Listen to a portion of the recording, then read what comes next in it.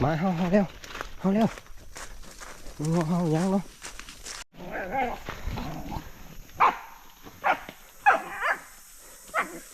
เห็นแล้วทุกคนเห็นแล้วมานส่งทางเมื่อเลยทุกคนมานแล้วอีห้อยกันนะอ้าวเก็บมาผักโอ้กินยางแสบซอยเนาะ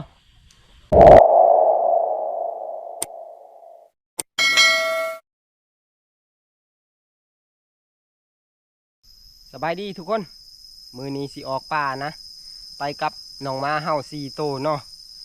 มือนี้ไปคนเดียวทุกคนส่วนผ่านม่องกับผ่านเฮียงนะติดภารกิจทางบ้านนะเพราะว่าผ่านม่องเพิ่นบางทีเพิ่นกระดำหน้าเนาะเพิ่นว่าข้าเวียกนะในผ่านโทรหาเลยส่วนผ่านเฮียงโมโหว่าติดภารกิจอีหยังเนาะมือนี้ลุยคนเดียวพร้อมกับน้องมาหั่นแหละเนาะสีมานหรือบ่มานกะไปเบิ่งน้ำกันทุกคนเพราะว่ามือนี้อากาศกะแจ่มใสอยู่ได้ทุกคนแดดออกกว้างอยู่เนาะในผ่านก็จักคิดจังได้แหละคิดอยากไปโมโหเนาะโมโหว่าสีโศกสีมานจังใดเนาะไปเบิ่งน้ำกันหั่นแหละไปสภาพอากาศกับแดดกว้างอยู่ทุกคนเลยคิดว่ามันสิออกหั่นแหละเนื้ออีหยังก็ได้เนาะมื้อนี้จุดประสงค์หลักๆเฮากะคือพออีหยังก็เอาอันนั้นหั่นแหละทุกคนเพราะว่าเฮาไปคนเดียวเนาะบ่ได้วางอีหยังมากมายนะพออีหยังเฮาก็เอาอันนั้นเนาะไปมื้อนี้หัวหน้านำทีมนักล่าเฮาก็คือคำหลาเนาะนั่นดิไปลุยคำลามีแต่หมู่เฮาได้มือนี้ทีมงานบ่ได้มานำไปทุกคนไปเบิ่งนำกันสิโศกสิมานอีหยังก็ได้ตอนนี้กำลังก้าวขึ้นตีนผู้ทุกคนเนาะแดดก็เอาย่างไปคนเดียวทุกคน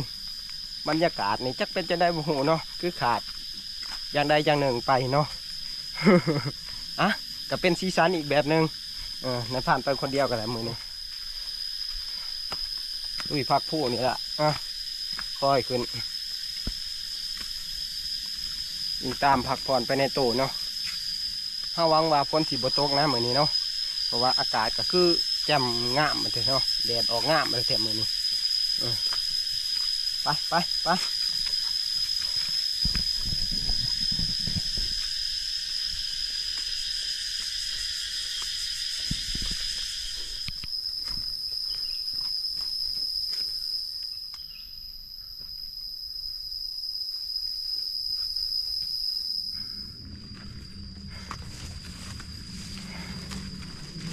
พี่หอดพี่แหละงัวก็ได้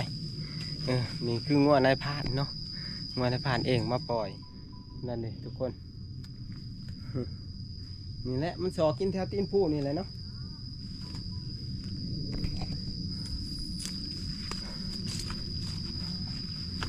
ไปเดินต่อโอ้เมื่อยนะทุกคนก่อนกินน้ำคนแป๊บหนึ่ง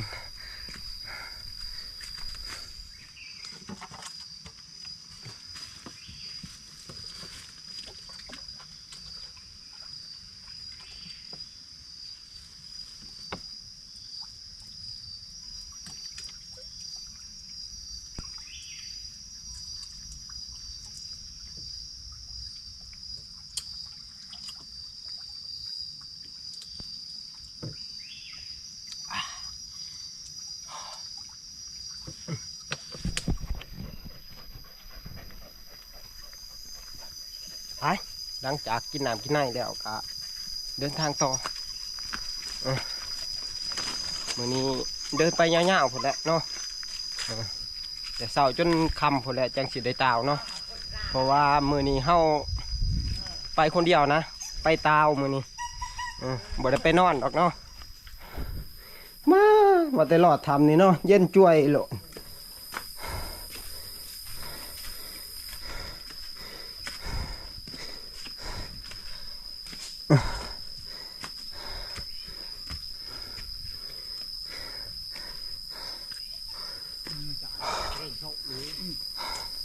นี่เห็นว่าโบวิดนะโอ้ยังสวยคือจังขึ้นคือบ่ขึ้นแต่เสาก็หาเลนเล่นละเล่นเอาคลองเอาสิพักผ่อนก่อนทุกคนเมื่อยบืนพักผู้เนาะหลายวันแหละบ่ได้ย่างบางย่านนี่กะคือชาวบ้านเพิ่นนะไปหาอยู่หากินตามธรรมศาสตร์นั่นแหละเนาะพักผ่อนก่อนแป๊บนึงไปเดินต่อบ้านนี้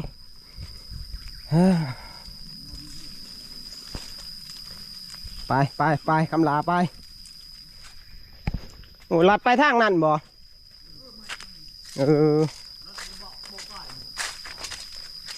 ไปทางนี้ดอกคอย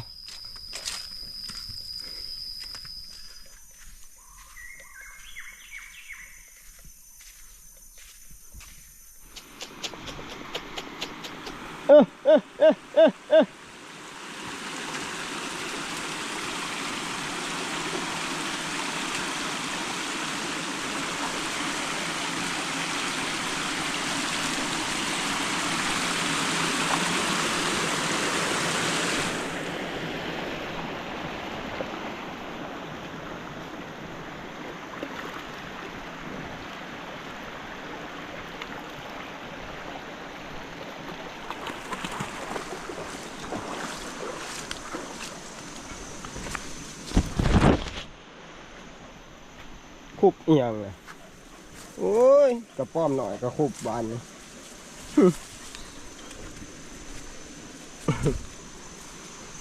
มันคุบกระป้อมกระป้อมก็เอาอะไรมือนี่ก็ได้ปั่นใส่ห่อเขาตอนเที่ยงเนาะ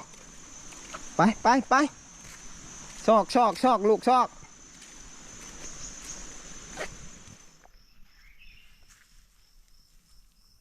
นี่ทุกคนพอเบาะแสแหละทุกคนตุ๊มีตัวห้อมนี่ทุกคนแตกถีบไปเบิดเลยพี่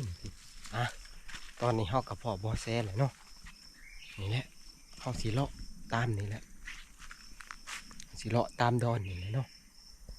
เลาะไปเลยตามดงตามพอดมูนี่แหละเอาสิตามกันหรือบ่ตามกะเบิ่งไปแหละในเมืองนี้เนาะห้อยมันหลายตัวเลยทุกคนแสดงว่าหมูนี่มันเป็นหมูซุ่มทุกคนไปตอนนี้น้องมาเฮากะ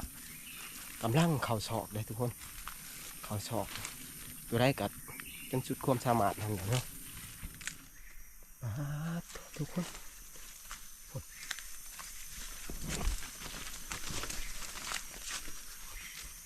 แต่ก็ทีเพิ่ง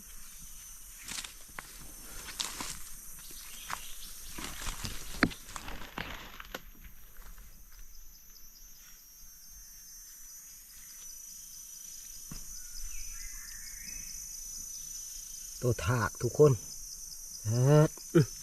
สิเมนลายถากก็ได้นี่แหละมายามพ้นเนาะ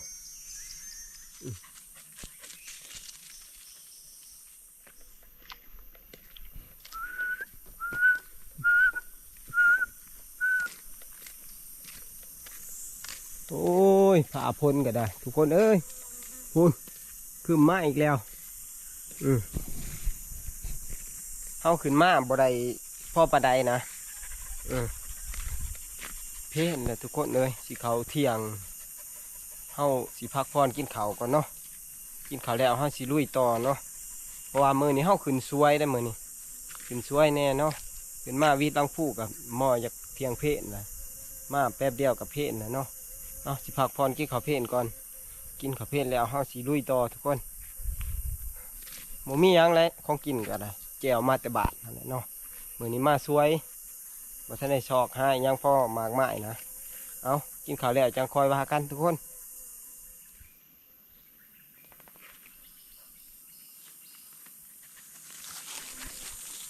มาทุกคนกินข้าวน้ำกันนี่ยังกินดอกเนาะพึ่งขึ้นมายังเพลนแหละหิวเขาปลาคอนกินเขาก่อนเดี๋ยวเขาลุยต่อกินกะดูมียังดอกแก้วเมียตำไหมานี่แก้วบอง กับไข่หน่อยหนึงนี่มาทุกคนกินแล้วลุยต่อเฮาขันในมาผู้มาป่าอะไรกินอิหยังกระแสบทุกคน จำแจ่วกับพ่อกินเนาะกับบ่ม่วนดอกทุกคนเลยใจมักทุกคนถ้ามาม่วนบ่นี่จะเมื่อยหันเลยเนาะเมื่อยจะได้คะแนนใจมักเนาะ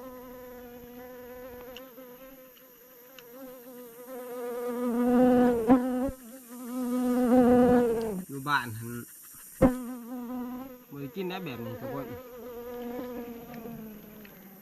มาป่ากินอิหยังคือจังหวะแสบเนาะ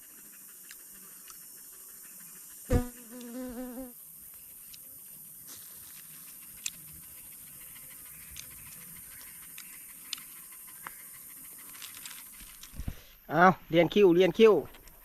เอาคำลาเอาบักดำเอาบักทองเหลืองนี่การเอาการใช้บักการเอานี่เอาของเจ้านี่เอากิน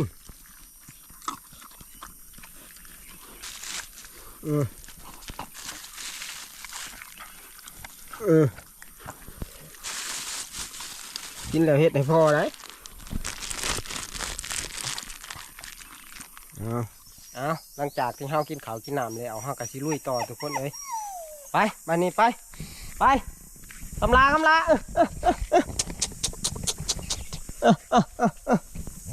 ไปเด้อไป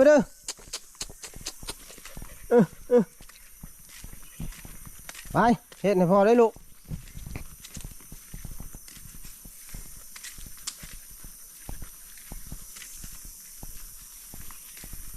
คือว่ามือนี้เฮามาบ่ไกลทุกคนมือนี้เฮากะสีเลาะแถวหลังผู้นี่แหละแล้วก็สิโค้งขึ้นบ้านนะเลาะยิงตามครัวเมื่อน้ำนะตอนนี้เฮากะลั่งเลาะโค้งเมื่อแหละเนาะเพื่อหอดกะซิอยากค่ำๆแน่พุ่นแหละเนาะเพราะว่าเฮาขึ้นช่วยแน่มือนี้เฮากับบ่ทันได้กลัวยังดอกเนาะขึ้นมากก็กินข้าวเที่ยงนี่ไปเฮาสิมานหรือบ่มานกะลุ่นไปนำกันในโด่งนี่แหละเนาะไปทุกคนส่วนน้องม้าเฮากะเขาไปก่อนเลยทุกคนเลยเขาดอนก่อนเลยไปบ้านนี้มาคนเดียวทุกคนเฮากะสิไปบ่ไกลนะยิงตามเฮาไปตาวไปไกลลายมันกะยากที่เฮาสิลบขึ้นบ้านนะ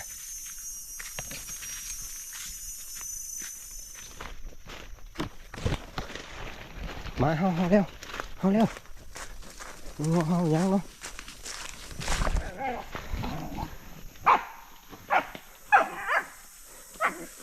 เห็นแล้วทุกคนเห็นแล้ว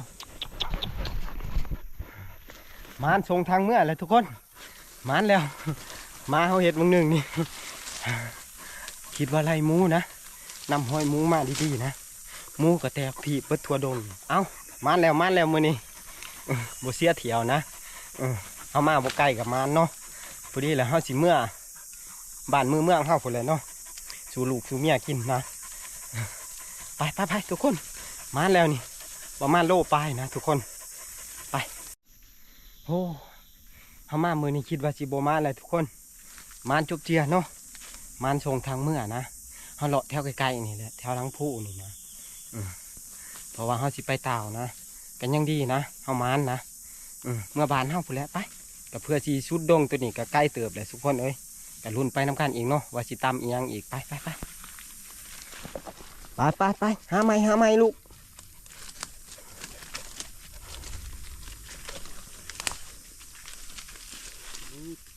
เบื้องตีนี่ทุกคนนี่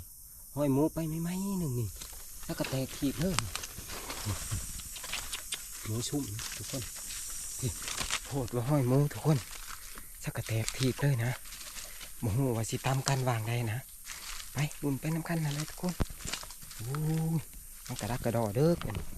นี่แหละเขาสิไปในระวังห้อยหมูนี่แหละทุกคนเราสิไปตามกันมองได้เนาะไปรุ่นไปน้ำกันทุกคนมือนี่รุ่นมือนี่ติ้งจะหยิบเลย อ้าวตอนนี้กะตะเว้นกะโค้งอวยเลยนายพรานกะสิกลับเต้าขึ้นบ้านแล้วมือนี้บ่ฮู้มือได้ว่าสิได้ขึ้นมานะเพราะว่าลุงเมื่อนี้นะสิดำหน้าแล้วทุกคนดำหน้าแล้วพุ่นแล้วบ่ซักกะสิญาติเวลามานะมากับแบบห่างๆแหละเนาะคงเพราะว่าเพื่อนนายพรานหันกับบ่มีคนสอนนะมีแต่นายพรานกับเมียกับร้านแน่น้อยนะดำหน้ากับบ่ไปบ่มาแหละเฮ็ดจังไดบ่เฮ็ดกะอาชีพของเฮาทุกคนเอ้ยสืบทอดมาแต่พ่อและแม่ผู้เฮาเป็นชาวนานะอันบ่เฮ็ดกะอยู่บ่ได้ทุกคนเอ้ยดังนั้นเฮาก็ต้องเฮ็ดเนาะครูปีเนาะไปกลับบ้านนี้บ่ฮู้เมื่อได้ว่าสิได้ร่วมทีมงานอีกเนาะมื้อนี้ก็มาคนเดียวนะมาบ่ไกลหลังจากเฮาโศกขมานแล้วก็เฮาก็สิได้โคกเต้าขึ้นบ้านพุ่นแหละเมื่อครัวอยู่ครัวกินอยู่บ้านเฮาเพราะว่ามื้อนี้เฮามาสวยได้ทุกคนเลยมันก็เลยค่ำเลยเนาะเฮามาฮอดลังผู้หั่นอยากเข้าเที่ยงแล้วได้ทุกคนเอ้ยมากินข้าวอยู่ลุมลังผู้นี้เนาะกินข้าวเที่ยงแล้วก็ข้าวซอกหาก็ดีแน่แต่เฮามานมื้อนี้ก็ถือว่าบุรุษนะได้ของกินเมื่อตอนลูกตอนเมียไปทุกคนเลยเมื่อบ้านเฮาบ้านนี้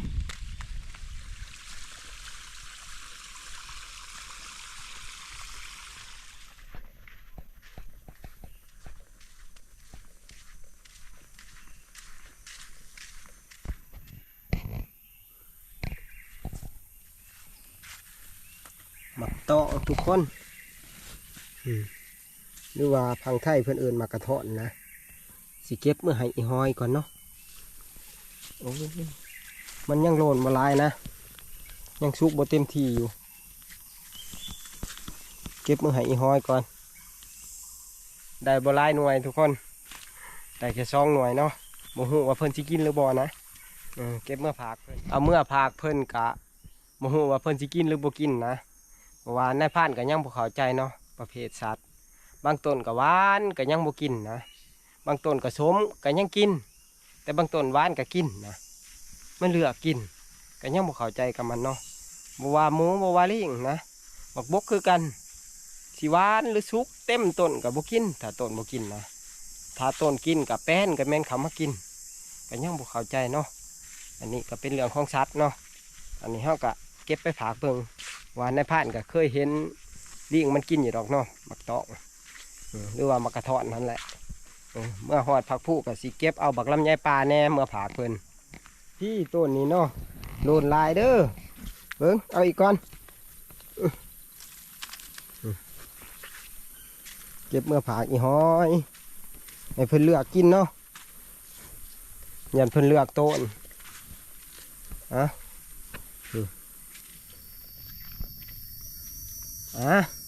ตอนนี้ก็มาหอดหลังผู้เป็นทีเรียบร้อยแล้วทุกคนโอ้ยมีแห้งเด้บานนี่ไก่สิหอดเฮือนแล้วเฮาสินั่งพักผ่อนแป๊บหนึ่งทุกคนเดี๋ยวจะนอนเฮาคอยลงนะ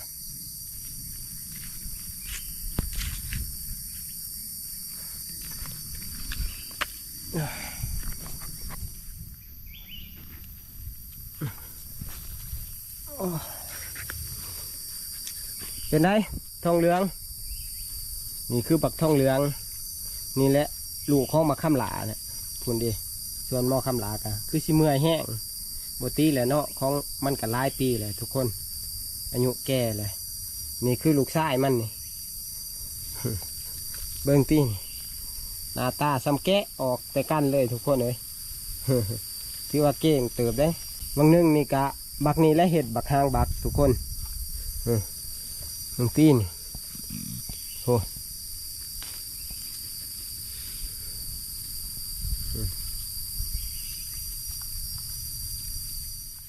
FC หลายคนก็ถามมาว่าเป็นยังไงผ่านบ่พากันล่าหมูนะคือเห็นแต่ครัวแล่นช่วงนี้เพราะว่าทีมงานหมู่เฮานะหากินตามฤดูกาลทุกคนเพราะว่าช่วงนี้เป็นฤดูกาลครัวแล่นเริ่มแต่เดือน5เดือน6เดือน7เดือน8เดือน9เป็นฤดูกาลครัวแล่นนะแต่ว่า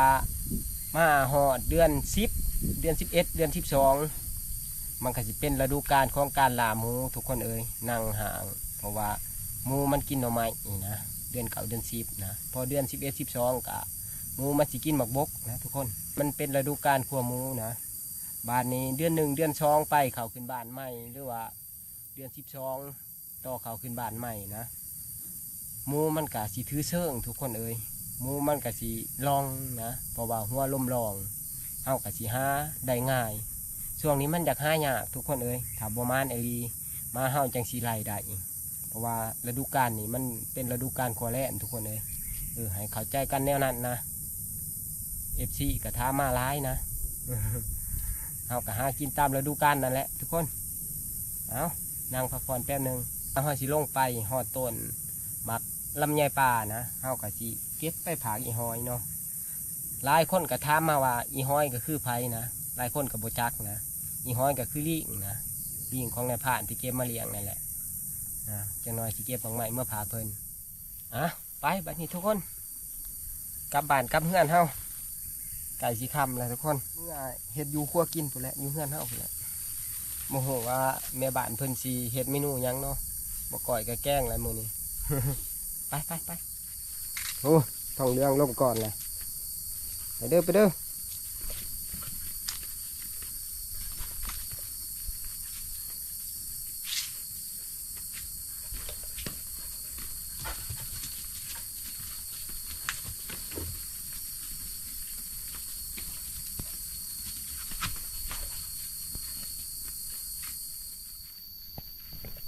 โอ้ยบักลำไยป่าก็ได้บักลำไยก็อยากเบิดแล้วพี่น้องเอ้ยมีห้อยสิได้กินบ่เนาะ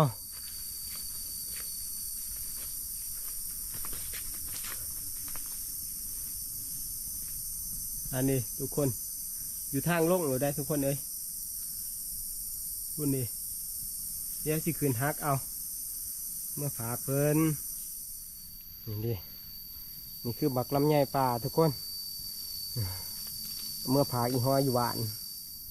พี่ยังดกอยู่ทุกคน ไปบ้านนี้เมื่อเฮาหน่วยการไปนอนยังอยู่หันไปลงมือหันเฮาตอนนี้ก็ลงมาหอดดินเพียงไปทีเรียบร้อยเลยเนาะบักคำลาบักการบักทองเรืองกับไปแบบบ่ถามหมู่เนาะเมื่อก่อนแล้วน้องมาเฮาก็ได้นี่จะในผ่านแหละยางซี่เจ้าๆเนี่ยมือนี้เพราะมันคำแล้วเนาะเผาเมื่อหอดเฮือนหอดซ่านนะมือนี้สงสัยสิได้กินข้าวคำแหละทุกคนไปเจ้าระยะทางแต่ตีนผู้เฮือนในผ่านกะประมาณกิโลไปปลายเกือบเขา2 กิโลพุ่นเลยทุกคนตอนนี้กำลังเจ้าอยู่ยามมันคำนะไปคำเลยทุกคนเอ้ย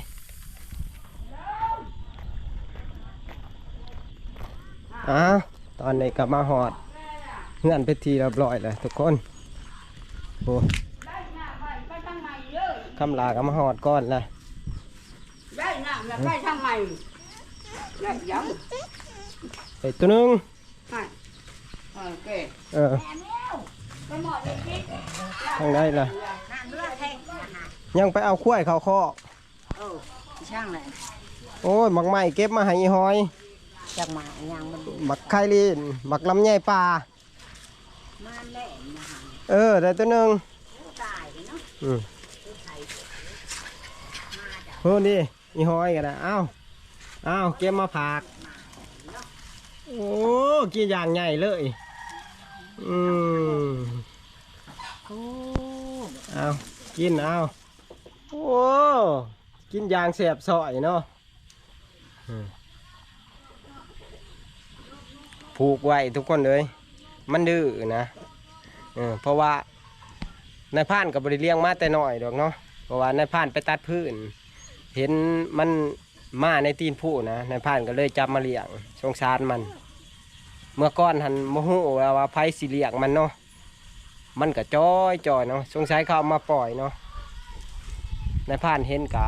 คิดสงสารมันหิวเขาก็เพราะหิวเขานะเพราะว่าลิงที่เขาเอามาเลี้ยงนะมันสอกหากินเองบ่เป็นนะตามธรรมชาตินะ สงสัยเขาไปปล่อยจอยทั้งส้มทุกคนเห็นแล้วเป็นตาอีโตนนะมันเห็นในผ่านกันมันโดดกอดเลยนะเพราะว่ามันหิวเขาทั้งจอยทั้งพร้อมนี่แหละนี่ไข่แน่เลยจังหน่อยนี่ซีนอ้วนมากนี่นายผ่านเก็บมาเลี้ยงเอากินตอนนี้ก็ค่ำแล้วนะจังหน่อยเฮากาสีติดไผ่เนาะเฮ็ดอยู่ขั้วกินนั่นแหละโมโหว่า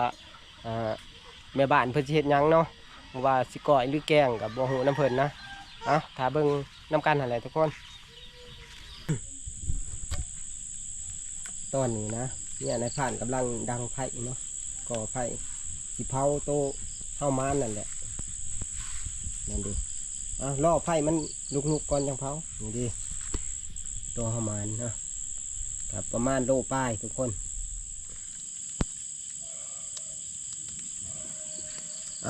มอบหนาทีให้เมียนะเผา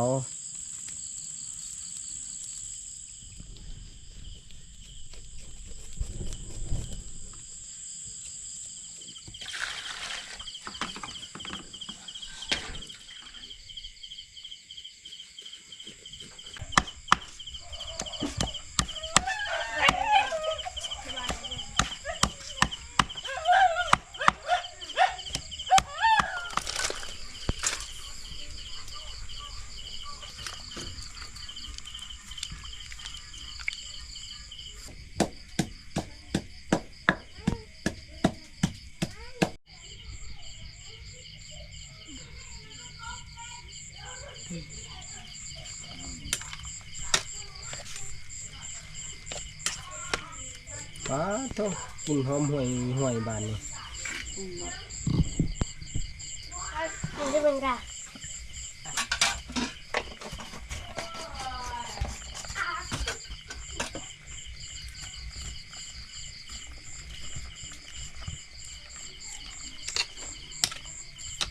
มาเด้อกินข้าวเด็กแน่จังน้อยมื้อนี้เนื้อมาค่ำเนาะมาทุกคนมื้อนี้กินข้าวค่ำนะมาค่ำเนาะมื้อนี้เนาะกินแกงแรดมาเด้อมื้อนี้กินข้าวพร้อมหน้าพร้อมตาเนาะ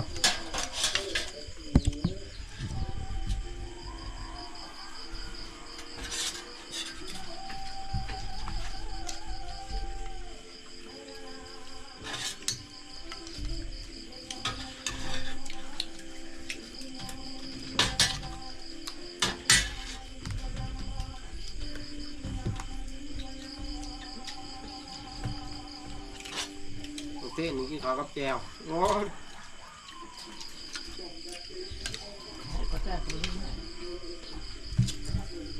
ก็หอกไปเห็นอยู่ ยังไม่หลับเนาะ นี่ยังได้ถือปืนใหญ่ไป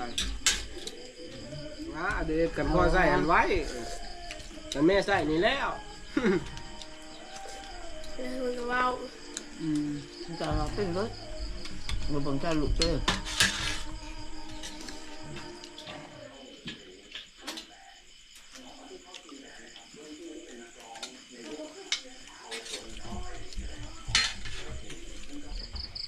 หลังจากที่กินข้าวกินน้ำแล้วกันนายพรานเองก็ขอตัวพักผ่อนทุกคนเพราะว่าเมื่อยมากเบิดมือนะมืออื่นนี้เฮากับสิลุยงานหน้าต่อนะเพราะว่าวันแรกของการดำหน้ามืออื่นนี่เนาะขอบใจทุกคนที่เข้ามารับเบิ่งรับชมเนาะแต่ต้มจนจบคลิปเนาะขอบใจทุกคน